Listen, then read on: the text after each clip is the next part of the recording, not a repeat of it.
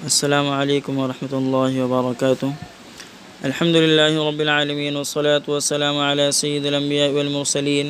وعلی آلہ واصحابہ اجمعین، اما بعد۔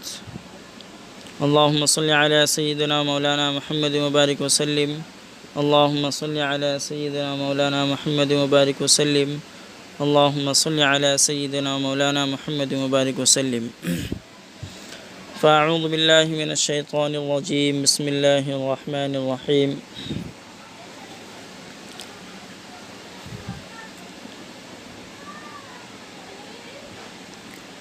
وأنذر به الذين يخافون أن يحشروا إلى ربهم ليس لهم من دونه ولي ولا شفيع لعلهم يتقون۔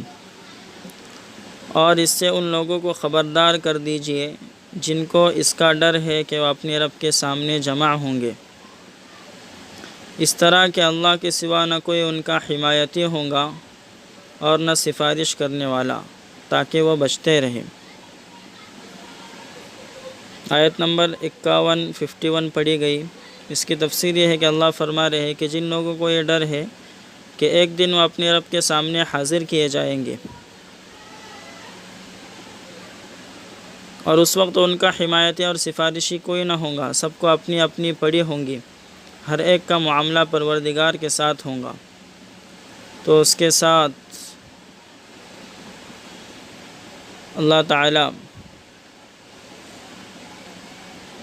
اچھا برتاؤ کریں گے، اس لیے کہ وہ دنیا میں اپنے رب سے ڈرتا تھا، تقوی اختیار کرتا تھا۔ پھر آگے فرمایا وَلَا تَطْرُدِ الَّذِينَ يَدْعُونَ رَبَّهُمْ بِالْغَدَاةِ وَالْعَشِيِّ يُرِيدُونَ وَجْهَهُ،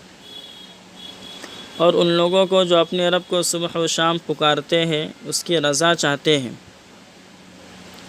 دور مت کیجیے۔ ما علیک من حسابهم من شیء وما من حسابک علیہم من شیء فتطردهم فتکون من الظالمین، آپ پر ان کے حساب میں سے کچھ نہیں ہے اور نہ آپ کے حساب میں سے ان پر کچھ ہے کہ آپ ان کو دور کرنے لگے، پس آپ بے انصافوں میں ہوں گے۔ اللہ کے نبی سے کہا جا رہا ہے، اے نبی کہ آپ ان کا خیال چھوڑ دیں جو آپ کی بات سننے کے لیے تیار نہیں۔ آپ کا کام پیغام پہنچا دینا تھا، آپ پہنچا چکے، یہ نہیں سنتے تو نہ سنیں، اب آپ ان کو سنائیے جو سننے کے لیے تیار ہے۔ اور وہ کون لوگ ہیں جو غریب اور نادار مسلمان اور صحابہ تھے جو آپ پر ایمان لائے تھے اور قرآن کریم کا حکم پورا کرنے کے لیے ہر وقت تیار رہتے تھے، جیسے حضرت بلال حبشی رضی اللہ عنہ، حضرت عمار بن یاسر، حضرت سالم مولا ابی حذیفہ، حضرت عبداللہ بن مسعود، صبیح مولا اسید، مقداد بن عمرو، مسعود بن القاری ذو الشمالین رضی اللہ عنہم وغیرہ صحابہ تھے کہ جن کی عزت اور شرافت کا پروانہ آسمان سے اترا۔ مکہ کے معزز لوگوں کے پاس ایک بہانہ یہ تھا کہ وہ پیغمبر صلی اللہ علیہ وسلم سے کہتے تھے کہ ہم آپ کے پاس آ کر ایسے بے حیثیت لوگوں کے ساتھ مل کر نہیں بیٹھ سکتے۔ بڑے و چھوٹے، امیر و غریب اور آقا و غلام میں فرق کرنا عرب کے مشرکوں میں ہی نہیں بلکہ پیغمبروں کے زمانے کے لوگوں میں بھی موجود تھا۔ چنانچہ حضرت نوح علیہ السلام کی قوم کے لوگ بھی آپ سے یہی کہتے تھے کہ آپ کی پیروی کرنے والے، آپ کے پیچھے چلنے والے ہم میں سے کمتر لوگ ہیں۔ وَمَا نَرَاكَ اتَّبَعَكَ إِلَّا الَّذِينَ هُمْ أَرَاذِلُنَا بَادِيَ الرَّأْيِ، نوح علیہ السلام سے ان کی قوم نے کہا کہ ہم دیکھتے ہیں کہ آپ کے پیچھے جو چل رہے ہیں، آپ کی بات کو ماننے والے، وہ ہم میں سے کمتر لوگ ہیں، حقیر اور معمولی حیثیت کے مالک ہیں، اور ان کی رائے کی بھی کوئی حیثیت نہیں، لہٰذا ہم ان کے ساتھ اٹھ بیٹھ نہیں سکتے۔ ہم تو ان لوگوں کے ساتھ مل کر بیٹھنے کو تیار ہیں جو بڑی حیثیت والے ہوں اور اپنی قوم کے سردار ہوں۔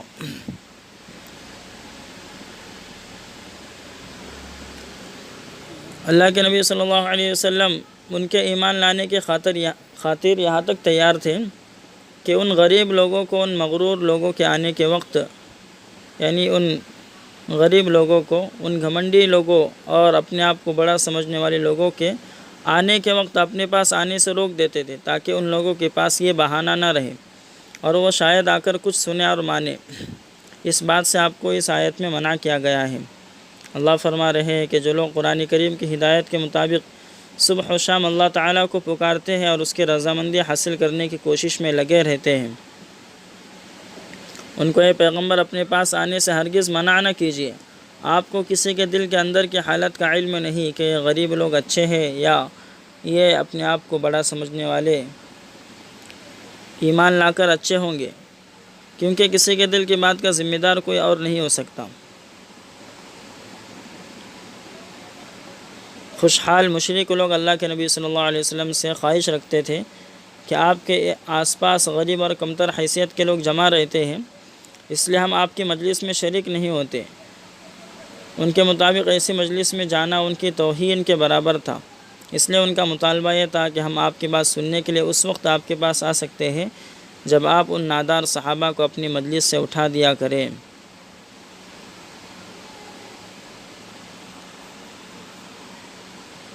مکہ کے مشرکوں میں سے عتبہ، شیبہ ابن ربیعہ، مطعم بن عدی اور حارث بن نوفل نے جب یہ مطالبہ کیا تو چونکہ اللہ کے نبی صلی اللہ علیہ وسلم کو زیادہ سے زیادہ لوگوں کے ایمان لانے کی بہت تمنا تھی، اس لیے کسی وقت آپ کے دل میں یہ خیال بھی آیا کہ اپنے تو اپنی ہی ہے، اگر دوسرے لوگوں کو تبلیغ کرنے کی خاطر ان کو تھوڑی دیر کے لیے مجلس سے الگ کر دیا جائے تو ہو سکتا ہے کہ بڑے بڑے رئیس ایمان لے آئے اور ان کے پیچھے اور بھی بہت سے لوگ آ جائیں اور اس طرح دین کو طاقت حاصل ہو جائے۔ مگر اللہ تعالیٰ نے پیغمبر صلی اللہ علیہ وسلم کو ایسا کرنے سے منع فرما دیا کہ آپ لوگوں کو نہ دھکیلیں، یعنی اپنے آپ سے دور نہ کریں جو صبح و شام اپنے رب کو پکارتے ہیں۔ اللہ تعالیٰ کے ایک ہونے پر ان کا پختہ ایمان ہے اور وہ نہایت خلوص کے ساتھ اپنے رب کی عبادت کرتے ہیں۔ ان کا مقصد ایک ہی ہے کہ وہ اپنے رب کی رضا چاہتے ہیں، صبح و شام پکارنے سے ان کی یہی مراد ہوتی۔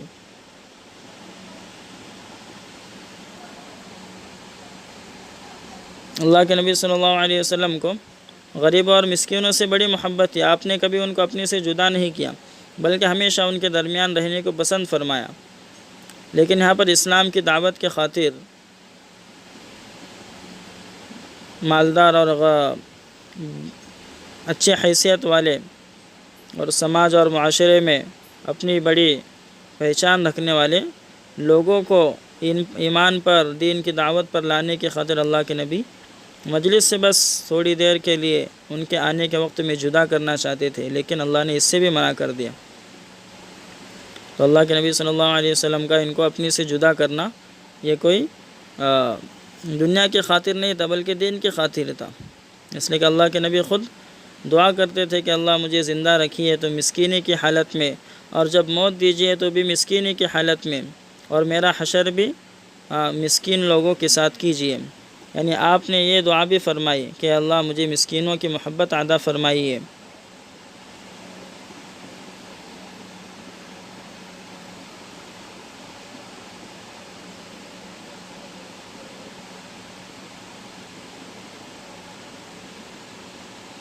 پھر آگے فرمایا وَكَذَلِكَ فَتَنَّا بَعْضَهُمْ بِبَعْضٍ لِيَقُولُوا أَهَٰؤُلَاءِ مَنَّ اللَّهُ عَلَيْهِمْ مِنْ بَيْنِنَا، اور اسی طرح ہم نے بعض لوگوں کو بعض سے آزمایا ہے تاکہ کہے کہ کیا یہی لوگ ہیں جن پر ہم سب میں اللہ نے فضل کیا۔ أَلَيْسَ اللَّهُ بِأَعْلَمَ بِالشَّاكِرِينَ، کہ اللہ شکر کرنے والوں کو خوب جاننے والے نہیں ہیں۔ تفسیر یہ ہے کہ اللہ تعالیٰ نے کافروں کو مال و دولت دے کر آزمایا کہ اپنے ماتحت لوگوں یا کمتر لوگوں کے ساتھ کیا سلوک کرتے ہیں، ان کو حقیر سمجھ کر ذلت کا سلوک کرتے ہیں یا ان کا احترام کرتے ہیں اور خوش دلی سے پیش آتے ہیں۔ اسی طرح ایمان والوں کو تنگی میں مبتلا کر کے آزمایا ہے۔ سورہ فرقان میں موجود ہے کہ ہم نے تمہارے بعض کو بعضوں کے لیے آزمائش بنایا، اور اس کا مقصد یہ ہے کہ کیا تم صبر کرتے ہو۔ ایمان والے غریبوں کو غربت میں مبتلا کر کے آزمایا ہے کہ آیا یہ کافر امیروں کی امیری دیکھنے کے باوجود صبر کرتے ہیں۔ اللہ تعالیٰ کافر امیروں کو دولت دے کر آزماتے ہیں کہ یہ ایمان والے مسکینوں کے ساتھ کیا سلوک کرتے ہیں، اور ایمان والے غریبوں کو غربت دے کر اللہ تعالیٰ آزماتے ہیں کہ یہ کس حد تک صبر کرتے ہیں۔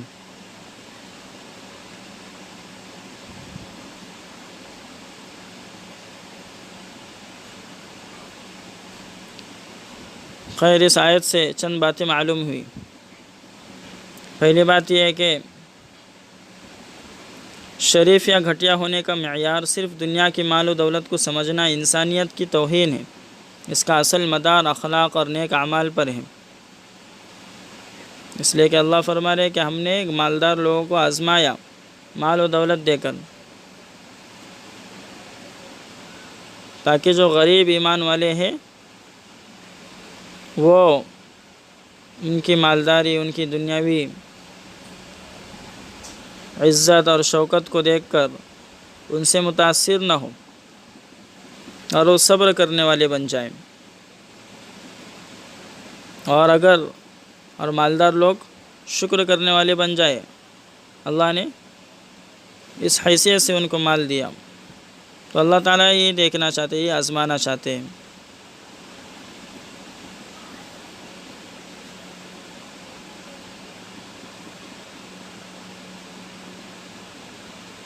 پھر آگے فرمایا وَإِذَا جَاءَكَ الَّذِينَ يُؤْمِنُونَ بِآيَاتِنَا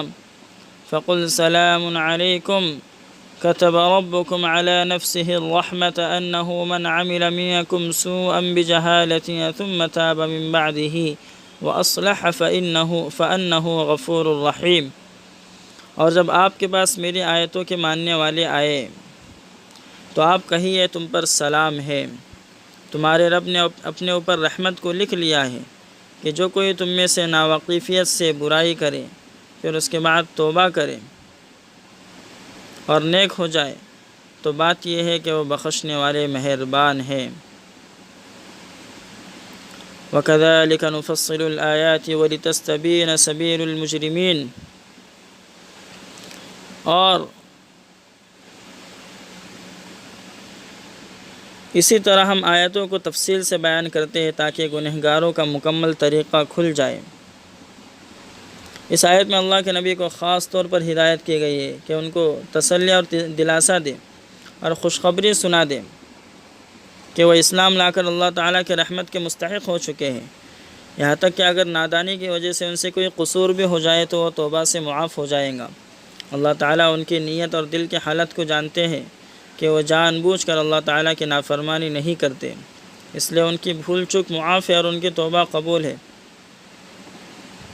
اب اس آیت کے خلاصے پر غور کیجیے۔ اللہ فرما رہے کہ اے پیغمبر جب آپ کے پاس ہماری آیتوں پر ایمان رکھنے والے آئے تو ان کا استقبال اچھی دعا سے کیجیے اور کھلے دل کے ساتھ ان سے السلام علیکم کہیے، جس کا مطلب یہ ہے کہ اللہ تعالیٰ تم کو تمام آفتوں اور مصیبتوں سے بچائے اور خوش و خرم رکھے، اور پھر ان کو خوشخبری سنائیے کہ اللہ تعالیٰ نے تمہارے اوپر رحمت کرنے کا ذمہ لے لیا ہے۔ حدیث شریف میں آتا ہے کہ کائنات کو پیدا کرنے سے پہلے ہی اللہ تعالیٰ نے عرش پر لکھ رکھا ہے کہ بے شک میری رحمت میرے غصے سے بڑھ جانے والی ہے، میرا غصہ اسی پر وارد ہوتا ہے جو بالکل ہی سرکش ہو جائے، ورنہ میری رحمت عام ہے۔ تم میں سے اگر کسی سے کوئی خطا یا قصور بھی ہو جائے، کیونکہ مومن جان بوجھ کر گناہ نہیں کرتا، تو اللہ تعالیٰ اسے توبہ کرنے پر معاف کر دیں گے، اور فرمایا کہ تم اللہ تعالیٰ کو معافی مانگنے پر اور آئندہ گناہ نہ کرنے کا اقرار کرنے پر بخشنے والا اور مہربان پاؤں گے۔ آگے اللہ فرما رہے کہ جیسا کہ تم دیکھتے ہو کہ ہم ان آیتوں میں باتوں کو خوب کھول کر صاف بیان کرتے ہیں، یہ ہماری رحمت اور ہدایت کا تقاضا ہے، اور اس سے مقصد یہ ہے کہ گنہگاروں اور مجرموں کا راستہ نیک لوگوں کا راستہ بالکل الگ الگ ہو جائے اور کسی کو ان دونوں راستوں کے الگ الگ ہونے میں ذرا شبہ نہ رہے۔ حضرت سلمان رضی اللہ عنہ کہتے ہیں کہ ہم نے تورات میں لکھا دیکھا کہ جب اللہ تعالیٰ نے آسمان، زمین اور ان کی ساری مخلوق کو پیدا کیا تو اپنی رحمت کے 100 حصے کر کے اس میں سے ایک حصہ ساری مخلوق کو تقسیم کر دیا، اور آدمی اور جانور اور دوسری مخلوق میں جہاں بھی رحمت کا اثر پایا جاتا ہے وہ اسے تقسیم کیے ہوئے ایک حصے کا اثر ہے۔ ماں باپ اور اولاد میں، بھائی بہنوں میں، شوہر بیوی میں، عام رشتہ داروں میں، پڑوسی اور دوسرے دوستوں میں جو آپس میں ہمدردی اور محبت کے تعلقات دیکھنے میں آتے ہیں، وہ سب 100 رحمت میں سے صرف ایک رحمت کا نتیجہ ہے۔ باقی 99 حصے رحمت کے اللہ تعالیٰ نے خود اپنے پاس رکھے ہیں، جس کا اظہار قیامت کے دن ہوگا، اس لیے کہ اللہ تعالیٰ قیامت کے دن بہت سے گنہگاروں کو معاف فرمائیں گے، اپنی رحمت سے جنت میں جہنم سے نکال کر جنت میں داخل فرمائیں گے۔ تو اس آیت میں جو گنہگاروں سے بخشش اور رحمت کا وعدہ کیا گیا ہے، تو وہ دو چیزوں سے یہ وعدہ حاصل ہو سکتا ہے، ایک تو توبہ، دوسرا اپنے اعمال کی اصلاح۔ توبہ کا معنی ہے گناہ پر شرمندگی۔ حدیث شریف میں آتا ہے کہ توبہ نام ہے شرمندگی کا، افسوس کا۔ دوسرا، آئندہ کے لیے اپنے عمل کی اصلاح کرنے کا۔ اس اصلاح میں یہ بھی داخل ہے کہ آئندہ اس گناہ کے پاس نہ جانے کا پکا ارادہ ہو اور پورا اہتمام کرے، اور یہ بھی شامل ہے کہ پچھلے گناہ سے جو حقوق ضائع ہوئے ہیں پوری ممکن کوشش کر کے ان کو ادا کریں، چاہے وہ اللہ تعالیٰ کے حقوق ہو یا بندوں کے حقوق۔ جیسے کہ اس سے پہلے توبہ کے تعلق سے تفصیلی بات آ چکی ہے۔ اللہ کے حقوق میں جیسے نماز، روزہ، زکوٰۃ، حج، دوسرے فرائض وغیرہ میں کوتاہی کی ہے تو اس کی قضا کرے، اس کو پورا کرے، آئندہ کے لیے اپنے اعمال کو درست رکھے۔ اسی طرح بندوں کے حقوق میں اگر کسی کا مال ناجائز طور پر لیا ہے تو اس کو واپس کر دے یا اس سے معاف کرائے۔ کسی کو ہاتھ یا زبان سے تکلیف پہنچائی ہے تو اس سے معاف کرائے، اور اگر اس سے معاف کرانا اختیار میں نہ ہو، جیسے وہ مر جائے یا اسی جگہ چلا جائے جس کا اس کو پتہ معلوم نہیں ہو، تو اس کا طریقہ یہ ہے کہ اس شخص کے لیے اللہ تعالیٰ سے بخشش کی دعا کرے اور اس کے لیے کوئی صدقہ اور خیرات بھی کر دے، جتنی بھی اللہ توفیق دے دے صدقہ اور خیرات اس کی طرف سے کر دے۔ اس سے امید ہے کہ حق والا راضی ہو جائے گا اور یہ شخص اپنی ذمے سے بری ہو جائے گا۔ پھر آگے فرمایا قل انی نہیت ان اعبد الذین تدعون من دون اللہ، آپ کہہ دیجئے مجھ کو اس سے روکا گیا ہے کہ ان کی بندگی کروں جن کو تم اللہ کے سوا پکارتے ہو۔ قل لا اتبع اہواءکم قد ضللت اذا وما انا من المہتدین، آپ کہہ دیجئے میں تمہاری خواہشوں پر نہیں چلتا، پھر تو میں بے شک بہک جاؤں گا اور ہدایت پانے والوں میں نہ رہوں گا۔ تفسیر یہ ہے کہ اللہ فرما رہے ہیں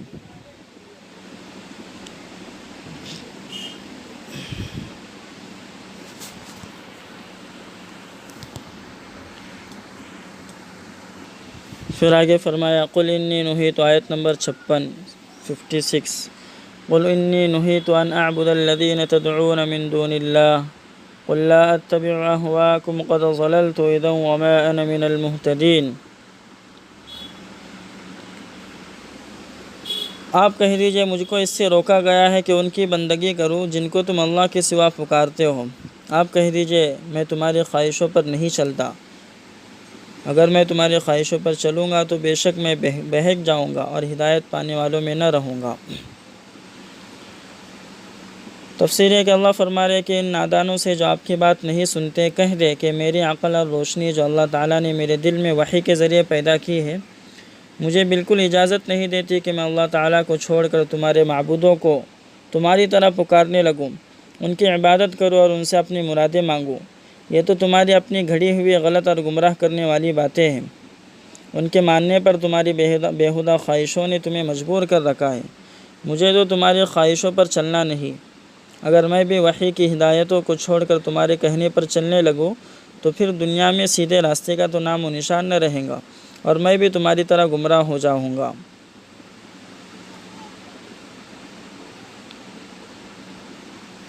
تو اس آیت سے صاف طور پر معلوم ہوتا ہے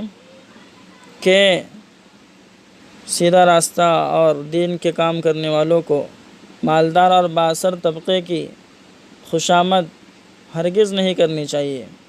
بلکہ سچی بات صاف صاف بے لاگ اور بغیر کسی رعایت کے بے دھڑک کہنی چاہیے۔ جو ان باتوں کو مانے ان کے عاجزی اور مفلسی کی طرف نہ دیکھنا چاہیے، بلکہ ان کی ہمت بڑھانی چاہیے اور ان کو دین کی باتیں سمجھانی چاہیے۔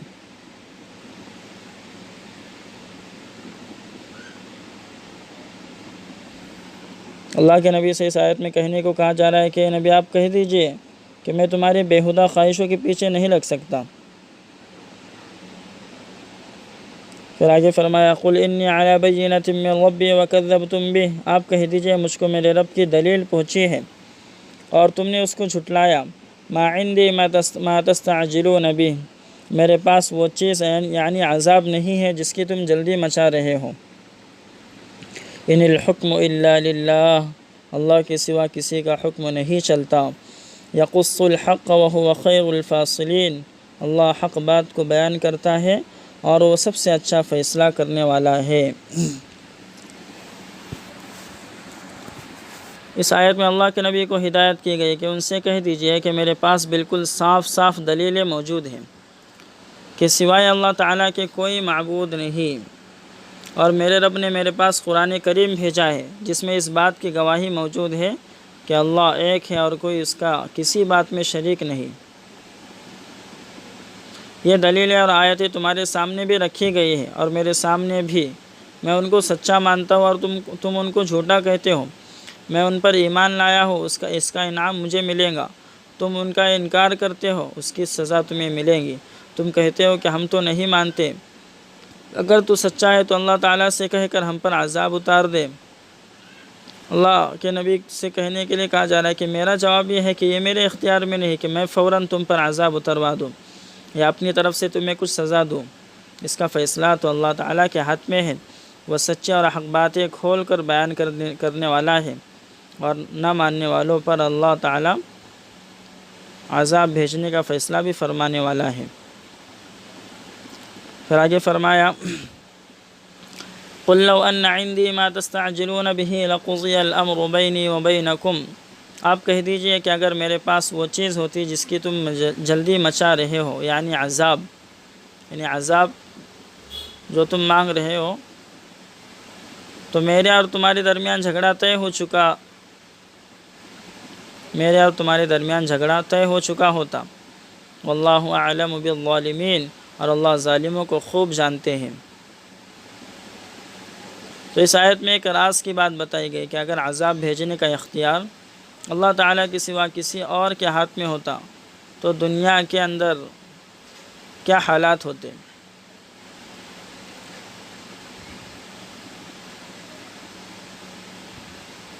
اگر انسان کے اختیار میں نافرمانی کی سزا دینا آ جائے، اگر اللہ دے دے تو انسان کسی کو بھی سزا دینے میں دیر نہیں لگائے گا اور فوراً اپنے اختیار سے کام لے کر اس کے گناہ، اس کے برے کرتوتوں کی بنا پر اس کو سزا دے گا۔ لیکن اس کے برخلاف اللہ تعالیٰ نے عذاب بھیجنے کا اختیار صرف اپنے ہاتھ میں لے رکھا ہے۔ اللہ تعالیٰ کو تمام حالتوں کا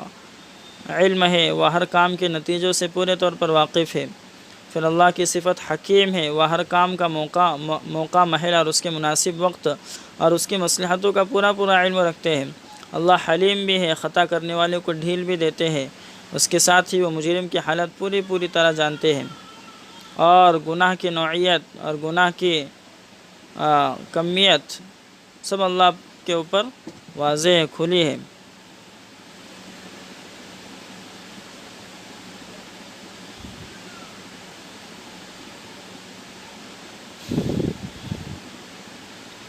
پھر آگے فرما رہا ہے اللہ تعالیٰ وَعِنْدَهُ مَفَاتِحُ الْغَيْبِ لَا يَعْلَمُهَا إِلَّا هُوَ، اور اسی کے پاس غیب کے خزانے ہیں کہ جن کو اس کے سوا کوئی نہیں جانتا۔ وَيَعْلَمُ مَا فِي الْبَرِّ وَالْبَحْرِ،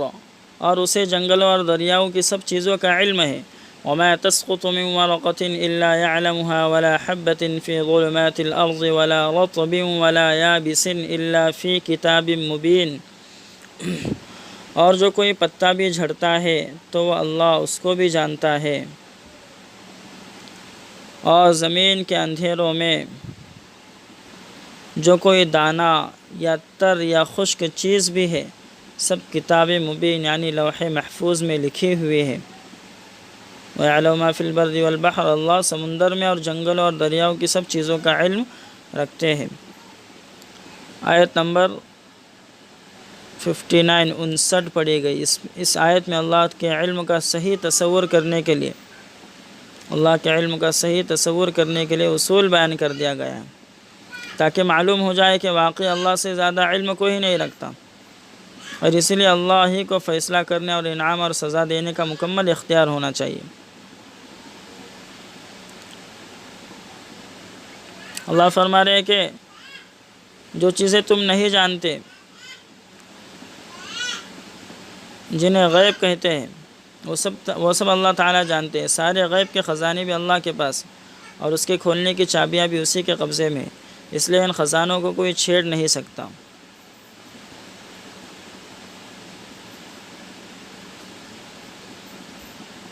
تو یہ ساری باتیں کہ خشکی، تری کی ساری چیزیں سمندر اور زمین کی ساری چیزیں اللہ جانتے ہیں، درختوں کے پتوں کی گنتی، زمین کے اندھیروں میں چھوٹے سے چھوٹا دانہ،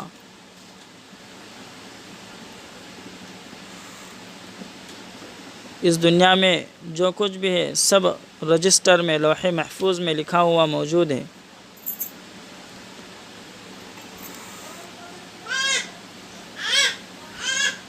تو اللہ نے فرمایا کہ غیب کے خزانے کی چابی اللہ ہی کے پاس ہے۔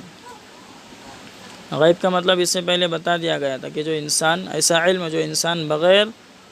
کسی واسطے سے حاصل، جو ایسا علم جو بغیر واسطے کے ہوتا ہے، بغیر ذریعے کے، ڈائریکٹ اللہ کو جو علم ہے ڈائریکٹ ہے، بغیر کسی کے ذریعے کے، اور اللہ کے نبی اور پیغمبروں کو جو غیب کا علم دیا گیا، غیب کی علم دیا گیا، وہ اللہ کے ذریعے سے، اللہ کے واسطے سے، تو اس لیے اس کو غیب کا علم نہیں کہیں گے بلکہ غیب کی خبریں کہیں گے۔ تو عالم الغیب، غیب کا جاننے والا، غیب کا علم رکھنے والا صرف اللہ تعالیٰ ہی ہے۔ تو غیب سے مراد وہ چیزیں جو ابھی پیدا نہیں ہوئی یا پیدا تو ہو چکی ہیں مگر اللہ تعالیٰ نے ان پر کسی کو خبر نہیں دی، جیسے کون کب اور کہاں پیدا ہوگا، کیا کیا کام کرے گا، کتنی عمر ہوں گی، عمر میں کتنے سانس لیں گا، کتنے قدم اٹھائیں گا، کہاں مرے گا، کہاں دفن ہوگا، رزق کس کو کتنا اور کس وقت ملے گا، بارش کس وقت کہاں اور کتنی ہوں گی۔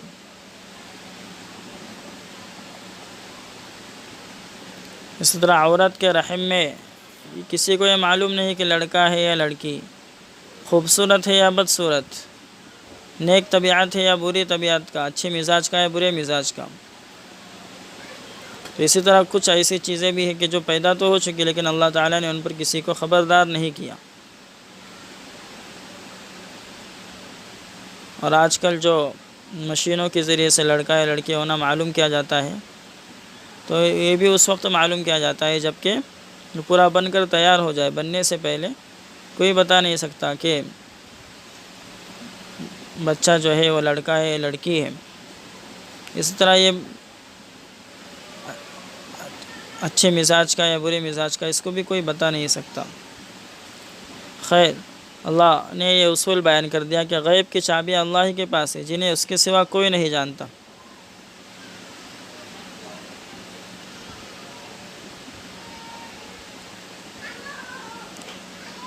پھر آگے فرمایا وَهُوَ الَّذِي يَتَوَفَّاكُم بِاللَّيْلِ وَيَعْلَمُ مَا جَرَحْتُم بِالنَّهَارِ ثُمَّ يَبْعَثُكُم فِيهِ لِيُقْضَىٰ أَجَلٌ مُّسَمًّى، اور وہی ہے جو رات میں تمہیں قبضے میں لے لیتا ہے اور جانتا ہے جو کچھ تم دن میں کر چکے ہو، پھر تم کو اس میں اٹھا دیتا ہے تاکہ وہ وقت جو مقرر ہو چکا ہے پورا ہو۔ ثُمَّ إِلَيْهِ مَرْجِعُكُمْ ثُمَّ يُنَبِّئُكُم بِمَا كُنتُمْ تَعْمَلُونَ، پھر تم اسی کی طرف لوٹائے جاؤ گے، پھر تم کو اس کی جو کچھ تم کرتے ہو خبر دیں گا۔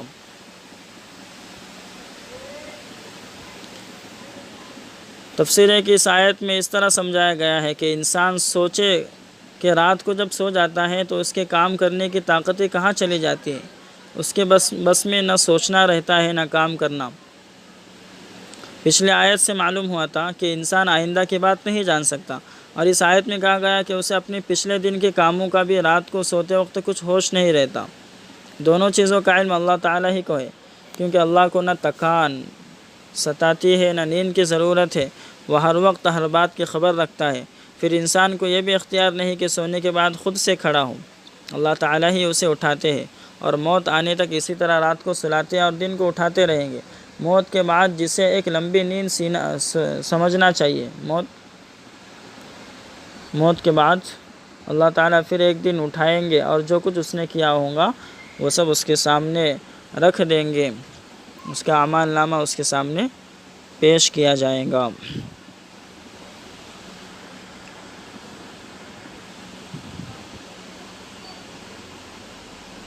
اس آیت میں انسانی زندگی کا عجیب نقشہ کھینچا گیا ہے۔ انسان کی عمر ایک مقرر وقت کے اندر گھری ہوئی ہے، اس میں وہ دن کو کام کرتا ہے اور رات کو تھک کر سو جاتا ہے، اور دن بھر جو کام کیے تھے ان کا کچھ ہوش نہیں رہتا، اور ایک وقت ایسا آئے گا کہ وہ بالکل سو جائے گا، اور لمبی نیند کے بعد ایک دن اٹھے گا اور دنیا کے سارے کام اس کے سامنے آ جائیں گے، اور وہ اس کا نتیجہ بھگتیں گا اور ہمیشہ زندہ رہیں گا۔ ایک حدیث شریف میں نیند کو موت کی بہن کہا گیا کہ نیند موت کی بہن ہے، اور یہ حقیقت ہے کہ نیند انسان کی تمام طاقتوں اور صلاحیتوں کو ایسے ہی ناکارہ کر دیتی ہے جیسے موت۔ اس آیت میں اللہ تعالیٰ نے نیند اور اس کے بعد جاگنے کی مثال پیش فرما کر انسان کو اس پر خبردار کیا کہ جس طرح ہر رات اور ہر صبح میں ہر شخص ذاتی طور پر مر کر جینے کی ایک مثال، ایک ایگزامپلس اور ایک نمونہ دیکھتا ہے اپنی آنکھوں سے، اسی طرح پورے عالم کی اجتماعی موت اور پھر اجتماعی زندگی کو سمجھ لو، جس کو قیامت کہا جاتا ہے، جو ذات اس بات پر قادر ہے کہ وہ رات میں سلا کر صبح میں اٹھ جگا دے، تو اللہ تعالیٰ مرنے کے بعد دوبارہ زندہ کیے جانے پر ضرور قادر ہے، اس میں کوئی شک کی بات نہیں۔ اس لیے آخر آیت میں فرمایا کہ پھر تم کو اللہ ہی کی طرف لوٹ کر جانا ہے، پھر اللہ تم کو بتلا دیں گے کہ جو تم عمل کیا کرتے تھے۔ مطلب یہ ہے کہ عملوں کا حساب ہوگا، پھر اس کا اچھا یا برا بدلہ ملے گا۔ پھر آگے فرمایا وَهُوَ الْقَاهِرُ فَوْقَ عِبَادِهِ وَيُرْسِلُ عَلَيْكُمْ حَفَظَةً، اور وہی اپنے بندوں پر غالب ہے اور بھیجتا ہے تم پر نگہبان فرشتے، یہاں حَتَّى إِذَا جَاءَ أَحَدَكُمُ الْمَوْتُ تَوَفَّتْهُ رُسُلُنَا وَهُمْ لَا يُفَرِّطُونَ، یہاں تک کہ جب تم میں سے کسی کو موت آ پہنچے تو اس کو ہمارے بھیجے ہوئے فرشتے قبضے میں لے لیتے ہیں اور وہ کوتاہی نہیں کرتے۔ ثم ردوا إلى الله مولاهم الحق، پھر اللہ کی طرف جو ان کا سچا مالک ہے پہنچائے جائیں گے۔ ألا له الحکم، سن رکھو حکم اللہ ہی کا چلتا ہے۔ وهو أسرع الحاسبین، اور اللہ بہت جلد حساب لینے والا ہے۔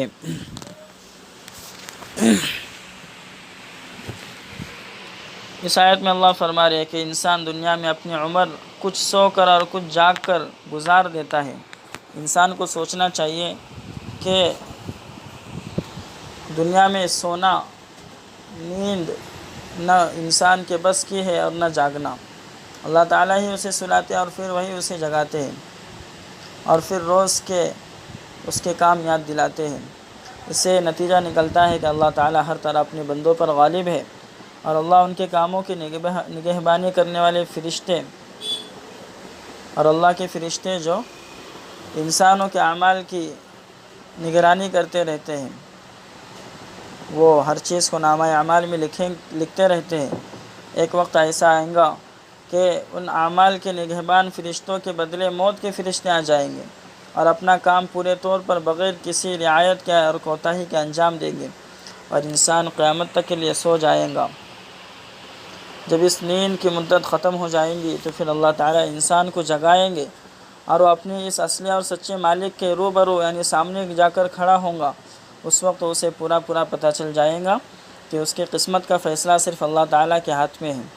اللہ تعالیٰ کے یہاں اس دن دیر کا کام نہیں، انسان کی دنیا کی ساری زندگی کا اعمال نامہ پلک جھپکنے میں اس کے ہاتھ میں دے دیا جائے گا، اور پھر جب اس کو یقین دلایا جائے گا کہ یہ تیرے ہی کام ہے، اور ترازو میں تول کر اس کے اچھے اور برے کام الگ الگ کر دیے جائیں گے، تو اس کے مطابق اسے برے کاموں کی سزا بھگتنے اور اچھے کاموں پر انعام لینے کے لیے مناسب جگہوں پر یعنی جنت یا جہنم کی طرف بھیج دیا جائے گا۔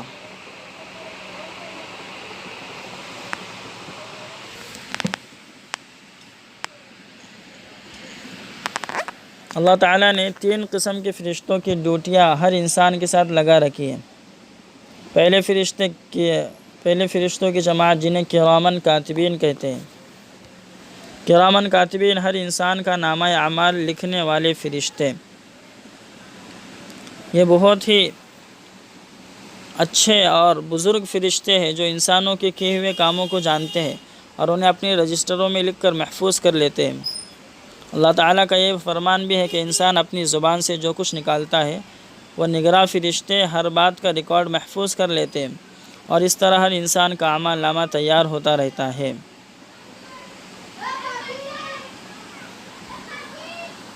تو جو اعمال نامے کرامن کاتبین تیار کرتے ہیں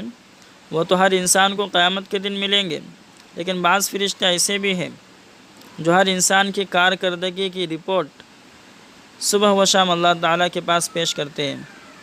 صحیح حدیث میں آتا ہے کہ اللہ کے نبی نے فرمایا کہ لوگوں کے عمل ہر صبح و شام پیش کیے جاتے ہیں۔ اس کام کے لیے ہر انسان کے ساتھ فرشتے ہیں رات کی ڈیوٹی والے فرشتے صبح کی نماز کے وقت تک اس کے ساتھ رہتے ہیں، پھر وہ چارج دن کی ڈیوٹی والے فرشتوں کو دے کر اوپر چلے جاتے ہیں اور انسان کے عمل اللہ تعالیٰ کی بارگاہ میں پیش کرتے ہیں۔ دن کے فرشتے عصر کی نماز کے وقت اپنا چارج رات کے فرشتوں کو دے کر دن کے عمل لے جاتے ہیں۔ اسی لیے اللہ کے نبی نے فرمایا کہ فجر اور عصر کی نمازوں کا خاص خیال رکھا کرو، کیونکہ یہ عملوں کی پیشی کے وقت ہے۔ اگرچہ اس کی رپورٹ کی بھی اللہ تعالیٰ کو بھی ضرورت نہیں، لیکن یہ بھی اللہ تعالیٰ کی طرف سے ایک نظام ہے، سسٹم ہے۔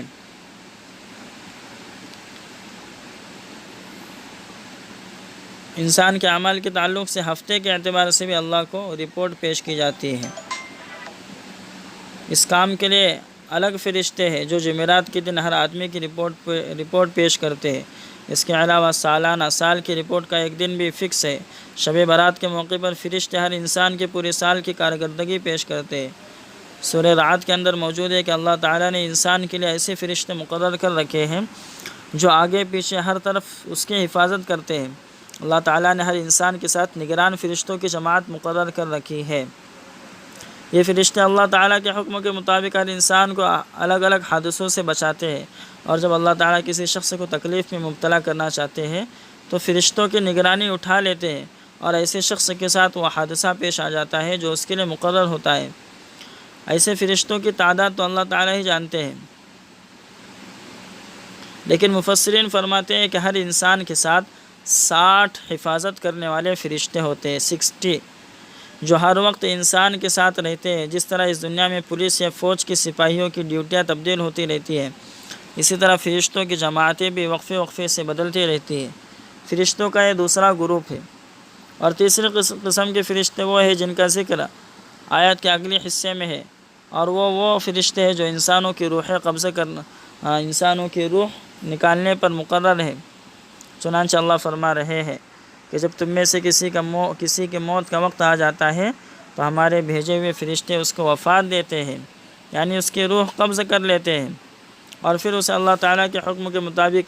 پہلے یا تو جنتیوں کے مقام علیین میں لے جاتے ہیں یا دوزخیوں کے مقام سجین میں لے جاتے ہیں۔ پھر جہاں اللہ تعالیٰ کی مرضی ہوتی ہے وہاں لے جاتے ہیں، اور وہ اس معاملے میں کسی قسم کی کوئی کوتاہی نہیں کرتے ہیں۔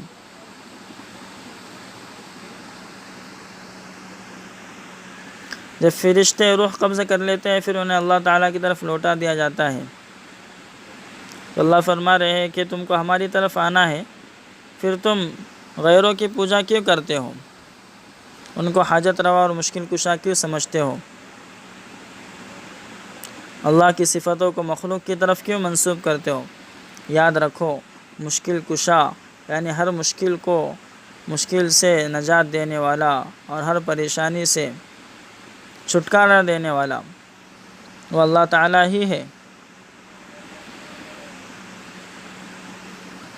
تو یہ 3 قسم کے فرشتے جن کا بھی ذکر کیا گیا، پہلے وہ فرشتے کہ جو انسان کا نامہ اعمال ہر وقت لکھتے رہتے ہیں، کرامن کاتبین جنہیں کہتے ہیں، اور دوسرے وہ فرشتے جو انسان کو برے حادثات سے، آفتوں سے، مصیبتوں سے بچاتے رہتے ہیں، اور صبح و شام اللہ کے سامنے انسان کے اعمال کی رپورٹ پیش کرتے رہتے ہیں، اور ہفتے میں، سالانہ میں۔ اور تیسری قسم کے وہ فرشتے جو انسان کی روح قبضہ کرنے پر مقرر ہے۔ پھر آگے فرمایا قُلْ مَنْ يُنَجِّيكُمْ مِنْ ظُلُمَاتِ الْبَرِّ وَالْبَحْرِ تَدْعُونَهُ تَضَرُّعًا وَخُفْيًا، آپ کہہ دیجئے تم کو زمین کے اندھیروں سے اور دریا کے اندھیروں سے کون بچاتا ہے اس وقت کہ تم اس کو پکارتے ہو گڑ گڑا کر اور چپکے سے۔ لَإِنْ أَنْجَانَا مِنْ هَذِهِ لَنَكُونَنَّ مِنَ الشَّاكِرِينَ، کہتے ہیں کہ اگر ہم کو وہ اس بلا سے، اس مصیبت سے بچا لے تو ہم یقیناً ضرور احسان مانیں گے۔ قُلِ اللَّهُ يُنَجِّيكُم مِّنْهَا وَمِن كُلِّ كَرْبٍ ثُمَّ أَنْتُمْ تُشْرِكُونَ، آپ کہہ دیجئے اللہ تم کو اس سے اور ہر سختی سے بچاتا ہے، پھر بھی تم شرک کرتے ہو۔ تفسیر ہے کہ اس آیت میں اللہ تعالیٰ کو دنیا میں پہچاننے کا طریقہ بتایا گیا ہے کیونکہ انسان کے دل میں یہ خیال بڑے زور سے اٹھتا ہے کہ ہر کام دنیا میں میری اپنی کوششوں سے پورا ہو جاتا ہے، پھر مجھے اللہ تعالیٰ کے ماننے کی کیا ضرورت ہے۔ یہ خیال انسان کی تباہی کا ذریعہ ہے، اور اس کو اس طرح دور کرنا چاہیے کہ یقیناً بعض مرتبہ ایسا ہوتا ہے کہ انسان کے ہوش اور حواس جواب دے دیتے ہیں اور وہ نہیں جانتا کہ کیا کرے، اس کی سوچ سمجھ پر اندھیرا چھا جاتا ہے۔ اس قسم کے موقع کسی آفت میں اچانک مبتلا ہونے کے وقت پیش آتے ہیں، جیسے آندھی، طوفان، زمین کے اوپر یا سمندر میں کسی درندے کا حملہ یا زبردست دشمن سے مقابلہ جس میں آدمی بے بس ہو جائے۔ جب اپنے بس کا کچھ نہیں رہتا تو اسے اپنی عاجزی کا احساس ہوتا ہے، اور یہ بے ساختہ اپنے دل میں ایک زبردست طاقت والے کا دھیان کرتا ہے اور اس کے سامنے چپکے گڑ گڑاتا ہے اور پکا ارادہ کرتا ہے کہ اس آفت سے بچ گیا تو ساری عمر شکر گزار رہوں گا۔ یہ زبردست طاقت والے ہی اللہ تعالیٰ ہے، اور ہر سختی کے وقت وہی بچانے والے ہیں۔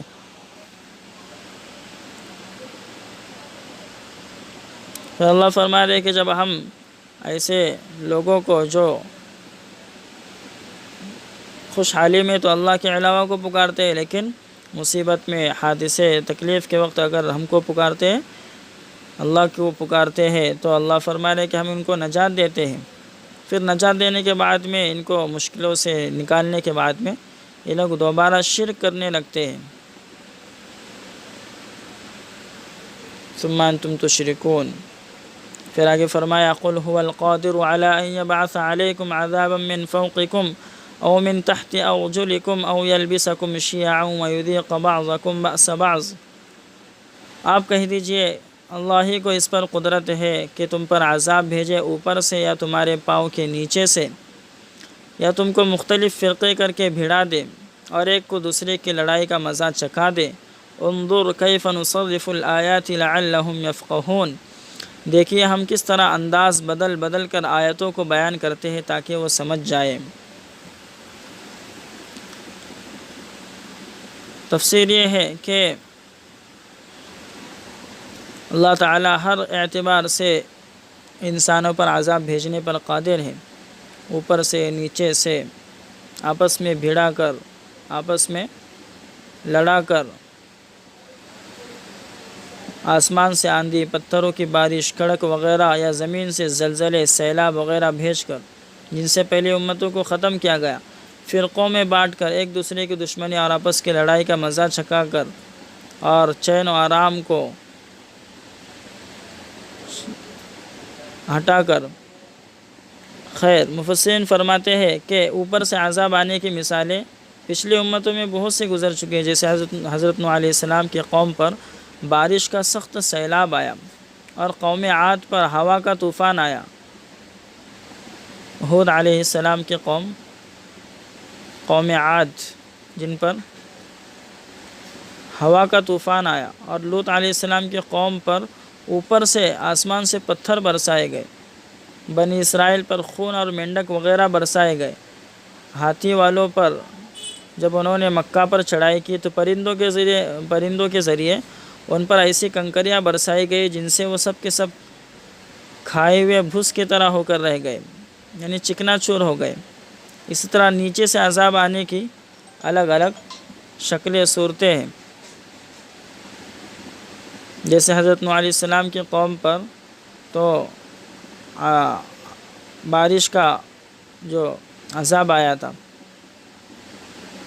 اسی طرح زمین نیچے کا عذاب، زمین سے بھی عذاب آیا تھا کہ نیچے سے بھی پانی ابلنا شروع ہو گیا۔ نوح علیہ السلام کی قوم اوپر اور نیچے دونوں عذاب میں ایک ہی وقت میں گرفتار ہو گئے، اور فرعون کی قوم پاؤں تلے کے عذاب میں غرق کی گئی، یعنی سمندر کے عذاب میں۔ قارون بھی اپنے خزانوں کے ساتھ اسی عذاب میں، زمین کے عذاب میں گرفتار ہوا اور زمین کے اندر دھسا دیا گیا۔ تو اس آیت سے معلوم ہوتا ہے کہ دنیا میں جو کچھ ہوتا ہے وہ انسان کو سیدھے راستے پر چلانے کے لیے ہوتا ہے، انسان کے فائدے کے لیے اللہ تعالیٰ نے ہوا، پانی، بارش، گرمی، سردی، رات اور دن سب کچھ بنایا ہے، اور ان سے انسان بے انتہا فائدہ حاصل کر لیتا ہے۔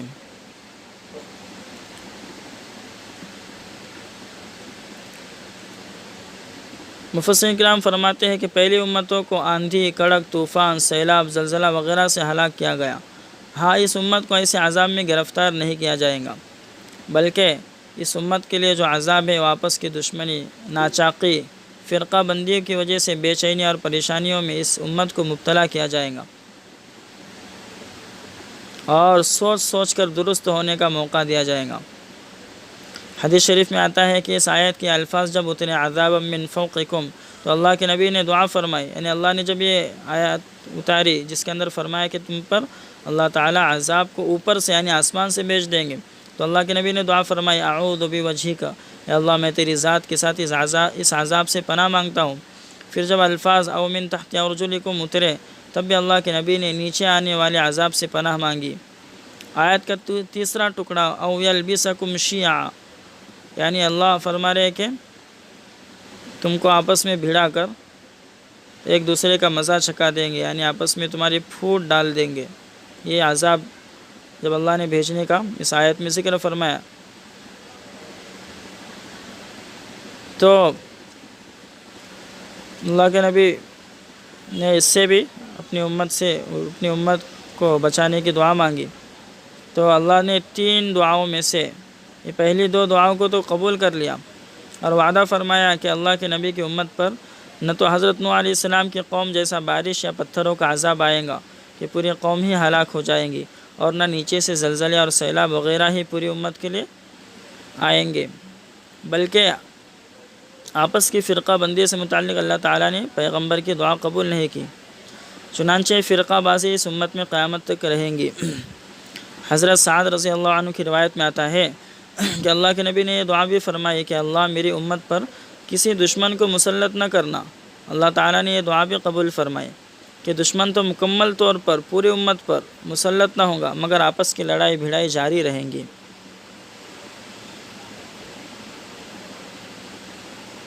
ایک دوسری حدیث ہے جس کا خلاصہ یہ ہے کہ اللہ کے نبی مسجد بنی معاویہ میں یہ دعا کر رہے تھے 2 رکعت نماز پڑھ کر، اور بہت دیر تک دعا کرتے رہے۔ اس کے بعد فرمایا کہ میں نے اپنے رب سے 3 چیزوں کا سوال کیا۔ پہلا یہ کہ میری امت کو ڈبو کر یعنی پانی میں ڈبو کر ہلاک نہ کیا جائے، اللہ تعالیٰ نے یہ دعا قبول کی۔ دوسرا ہے کہ میری امت کو قحط اور بھوک کے ذریعے ہلاک نہ کیا جائے، یہ بھی اللہ نے قبول کی۔ تیسرا ہے کہ میری امت آپس کی لڑائیوں سے تباہ نہ ہو، آپس کی لڑائیوں سے دشمنیوں سے تباہ نہ ہو، تو اللہ نے مجھے اس سے روک دیا، یعنی یہ دعا قبول نہیں ہوئی۔ تو ان روایتوں سے معلوم ہوتا ہے کہ اللہ کے نبی کی امت پر اس قسم کے عذاب